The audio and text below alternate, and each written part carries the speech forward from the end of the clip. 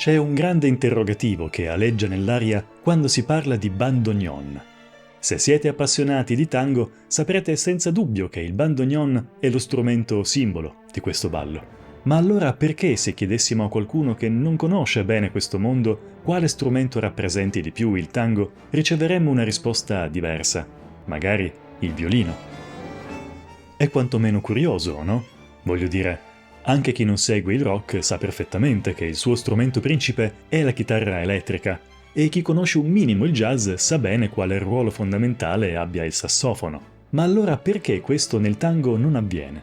Perché al di fuori della cerchia di chi balla o suona il tango, il bandoneon sembra aver perso la battaglia per entrare nella memoria collettiva, per avere il suo posto nel mondo, e anzi viene addirittura sostituito da un altro strumento? Sarà forse perché il tango è un genere sicuramente più di nicchia rispetto al rock, oppure c'è un altro motivo? Oggi vi porterò in un viaggio non solo affascinante, ma anche poco conosciuto. Scopriremo insieme la storia di uno strumento che, spoiler, a tutto era stato pensato tranne che per il tango argentino e che sarà protagonista nel corso di più di un secolo e mezzo di lotte commerciali, di imperi economici che sorgono per poi andare in rovina e di famiglie che saranno destinate a legare inscindibilmente ad esso il proprio nome attraversando ben 2 guerre mondiali. Siete pronti a scoprire il segreto dietro la voce del tango argentino? Io sono Fabrizio Tomei e questo è Royal Black Swan. Benvenuti.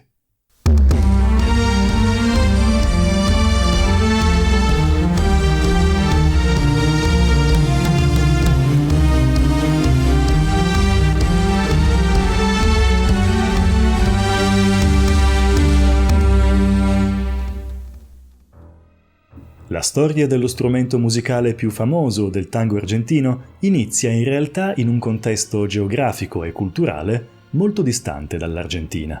Inizia infatti a metà del 1800 dalla parte opposta del mondo, ovvero in Sassonia, la regione più orientale della Germania, e inizia con un problema da risolvere. Nella cittadina di Karsfeld, ad un certo punto, ci si rende conto che non ci sono abbastanza fondi per dotare la chiesa del paese di un organo a canne lunghe, che era essenziale per le omelie e per i canti dei fedeli. Fedeli che erano molto devoti, ma purtroppo non molto abbienti. Del resto non erano molte le chiese di paese che potevano contare sulle donazioni di qualche ricco mecenate, e quindi in genere i luoghi di culto erano privi di quel lusso in grado di conferire alle funzioni la solennità desiderata. Nel contesto sassone, infatti, molte funzioni religiose erano accompagnate da cori parrocchiali che, in mancanza di alternative migliori, si avvalevano di una concertina, una variante della fisarmonica. Tuttavia le concertine, che erano nate per scopi di socializzazione e quindi usate tipicamente per i balli di paese, non erano considerate abbastanza degne per gli scopi liturgici e spesso arrivavano nelle chiese già consumate dall'uso fatto in contesti meno sacri. Nasce così l'esigenza di trovare uno strumento nuovo, portatile, non solo in grado di produrre un suono profondo e solenne, adatto quindi ad accompagnare i riti religiosi, ma anche di costruzione semplice ed economico, o perlomeno meno dispendioso di un organo a canne. Ma come fare? A trovare la soluzione al problema sarà un uomo di nome Karl Zimmermann, un ingegnoso costruttore di strumenti musicali di Karsfeld. Zimmermann capisce che la soluzione potrebbe non essere un organo tradizionale, ma qualcosa di completamente diverso. Inventa quindi uno strumento ispirato alla concertina, che infatti chiamerà Karsfelder Concertina, ovvero concertina della città di Karsfeld, che però a differenza dell'originale avrà una forma ottagonale, tasti disposti in modo diverso e un maggior numero di note, adattandosi così a una doppia funzione, solenne per le chiese e festosa per i balli. Questa inaspettata fusione di qualità sonore rende quindi la Karsfelder Concertina estremamente versatile.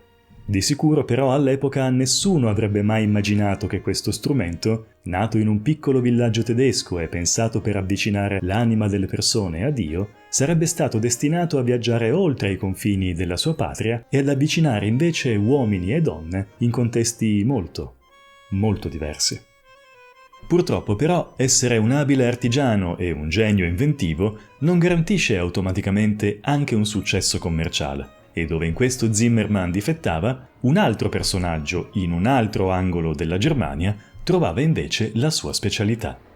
Heinrich Band, professore di musica, liutaio e mercante di strumenti musicali della città di Krefeld, vicino al confine con il Belgio. Figlio di un musicista e membro di un'orchestra locale dove si esibiva con la concertina fin dal 1840, Band era già immerso da tutta la vita nel mondo della musica. Inoltre, essendo un liutaio e quindi anche lui un costruttore di strumenti musicali, aveva cercato da anni di migliorare la limitata estensione musicale del suo strumento, ma sempre senza successo. Tutto cambia però quando gli capita fra le mani l'innovazione di Zimmermann, che riesce dove lui invece aveva sempre fallito, ma che viene limitata soltanto all'uso nella chiesa locale e poco più. Band capisce subito di avere fra le mani un grosso affare e decide di non perdere tempo. Fu proprio Band, infatti, e non Zimmermann a commercializzare in serie per la prima volta il nuovo prodotto, rivendendolo al pubblico col nome decisamente più attraente di bandoneon, che altro non è che l'unione delle parole band e accordion, cioè fisarmonica. Dopo la morte prematura di Band, avvenuta a soli 39 anni, sarà sua moglie Johanna Seeburg a prendere in mano le redini dell'azienda, affiancata prima da un socio esterno e poi dal loro figlio maggiore, Alfred. Ma anche questo non durerà a lungo. Successivamente, infatti, madre e figlio decideranno di cedere tutto a un altro imprenditore, Arthur Weber, che da quel momento gestirà l'intero commercio di bandoneon in Westfalia. Intanto però, dall'altra parte della Germania, Carl Zimmermann osservava con disappunto il successo commerciale della sua invenzione in mano altrui. Ma ormai, che cosa poteva fare? Il suo strumento era diventato sì famoso nel mondo, ma grazie alle astuzie commerciali di Band nessuno lo associava a lui. Continua così a produrre nuovi strumenti senza però mai raggiungere il successo sperato, risultato che lo indurrà a prendere una decisione drastica, l'ultima della sua vita, ovvero emigrare negli Stati Uniti, dove la sua attività verrà successivamente acquisita dall'imprenditore Ernst Lewis Arnold. E sarà proprio l'azienda di Arnold a produrre quei primi bandoneon che, esportati in Argentina, sarebbero poi diventati parte integrante della cultura del tango, segnando così un nuovo capitolo nella storia di questo strumento. Sto parlando dei bandoneon classificati ELA, che è banalmente la sigla del nome del suo produttore. Visto l'inaspettato successo popolare, a quel punto in Germania nascono presto numerosi circoli che riunivano chiunque, dalla classe operaia alla piccola borghesia, avesse imparato a suonare lo strumento. Nasce perfino la Federazione Tedesca di Concertina e Bandoneon, che si impegna fin da subito a normare e a uniformare i criteri di produzione. 144 toni per i bandoneon destinati al mercato nazionale, mentre quelli esportati in Argentina ne dovranno avere solo 142. Nel frattempo, nel 1880, Ernst Lewis Arnold si ritira dagli affari. Il testimone passa nelle mani di uno dei suoi 3 figli, Ernst Hermann Arnold, e quando Lewis morirà nel 1910, a Hermann si uniranno anche gli altri 2 fratelli, Paul e Alfred, che si staccheranno dal ramo principale e apriranno una nuova fabbrica proprio nel luogo dove tutto aveva avuto inizio, a Karsfeld. E così, come in una chiusura perfetta di un cerchio nato in Germania, poi spostatosi dalla parte opposta del mondo per poi ritornare al punto di partenza, sarà proprio in questa fabbrica che verrà creata la tipologia più ambita e celebre di bandoneon, il mitico AA, che verrà ampiamente utilizzato dalla stragrande maggioranza dei bandoneonisti, tanto da ispirare perfino un tango intitolato a suo nome. Intanto però nel mondo succede qualcosa di orribile, qualcosa di talmente enorme che quando finirà nulla sarà più come prima. La prima guerra mondiale scuote l'Europa e i suoi effetti si fanno sentire ovviamente anche nel mondo della produzione musicale, che entra in una profonda crisi. Crisi dalla quale uscirà complessivamente abbastanza in fretta, perlomeno il settore che interessa a noi, grazie alla continua domanda di bandoneon da parte dell'Argentina, ma che sgretolerà del tutto il potere economico dei pochi grandi brand di bandoneon tedeschi. Nel primo dopoguerra, infatti, saranno molti i piccoli produttori tedeschi che, seguendo le orme dei brand storici ormai in sospetto di declino, cercheranno di subentrargli nel mercato. Alcuni, pochi in verità, ce la faranno anche, come ad esempio l'imprenditore Emilio Pitzer, che fa affari nell'esportazione dei bandoneon oltre l'Atlantico. Mai più invece si alterneranno fra piccoli successi e tragici fallimenti, e quasi nessuno di loro riuscirà a mantenere in piedi nel tempo la propria attività. Torniamo però alla dinastia più importante tra i produttori, e cioè gli Arnold.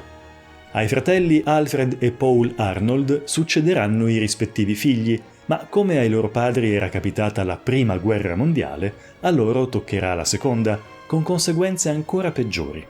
Il conflitto bloccherà quasi completamente la produzione tedesca di bandoneon e le relative esportazioni, facendo di conseguenza schizzare alle stelle i prezzi degli strumenti già esistenti a causa della loro scarsità.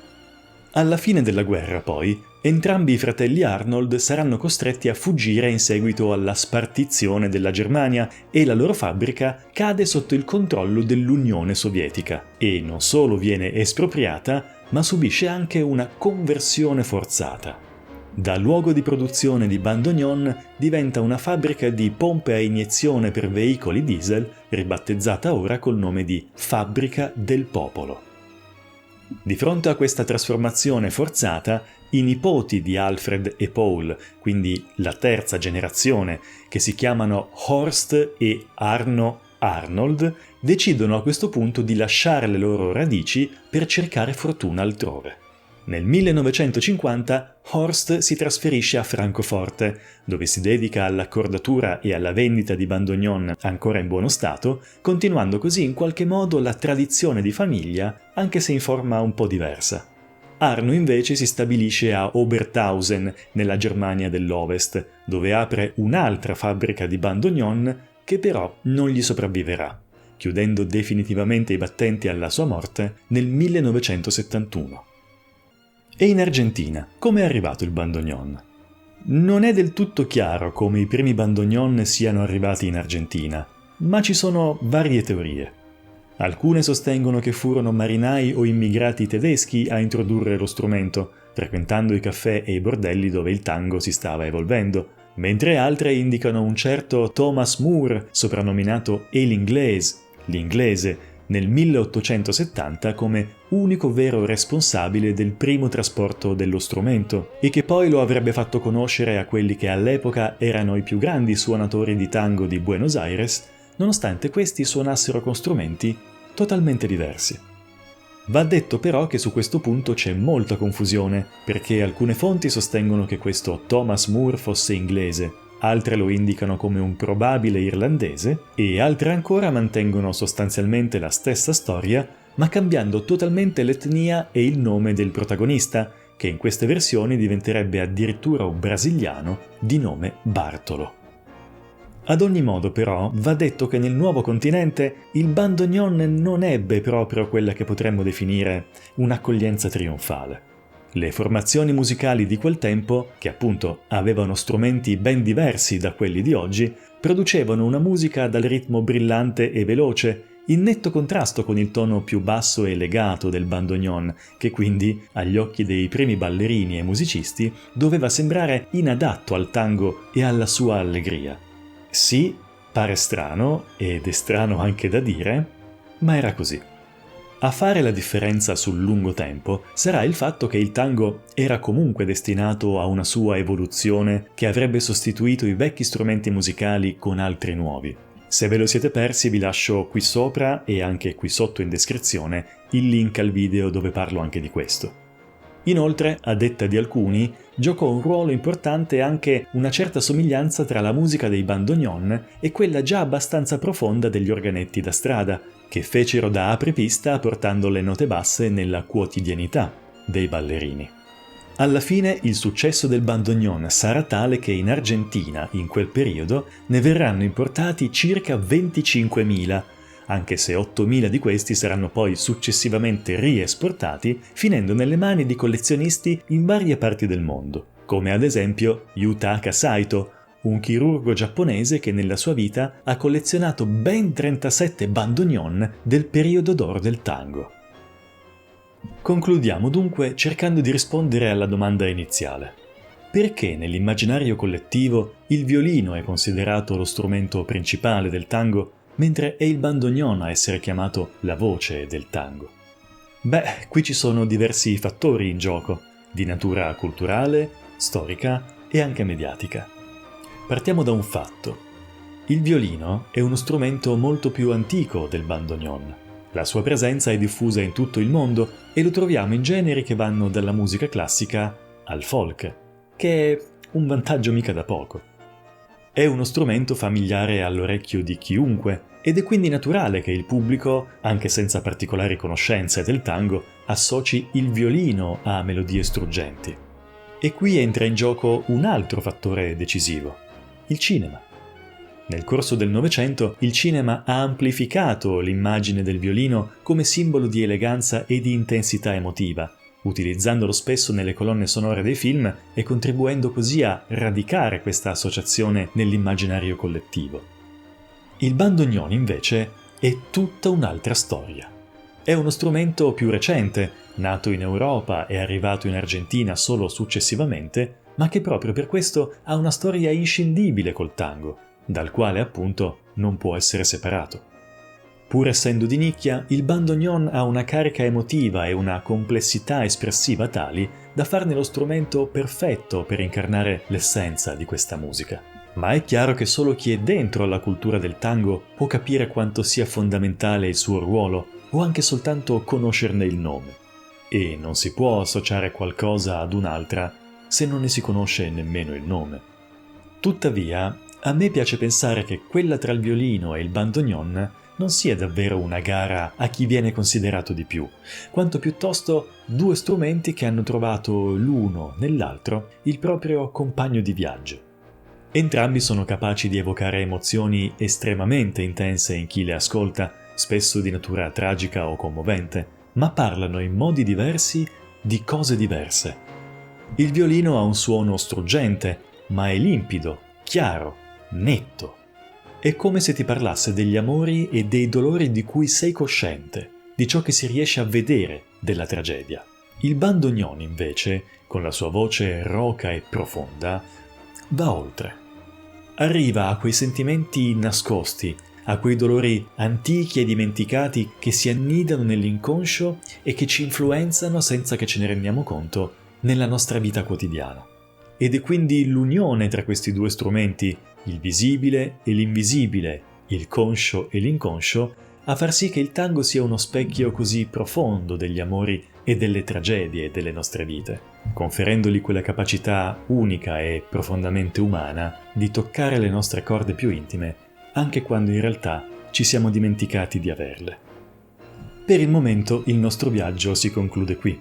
Grazie per aver condiviso con me questa avventura fino a questo punto e se il video vi è piaciuto lasciate un like, iscrivetevi al canale se non lo avete ancora fatto e lasciate anche un commento qui sotto. Fatemi sapere cosa ne pensate di questa storia, se la conoscevate, se è una novità per voi o se la conoscevate ma magari con una versione diversa. Io vi saluto e ci vediamo alla prossima puntata. A presto!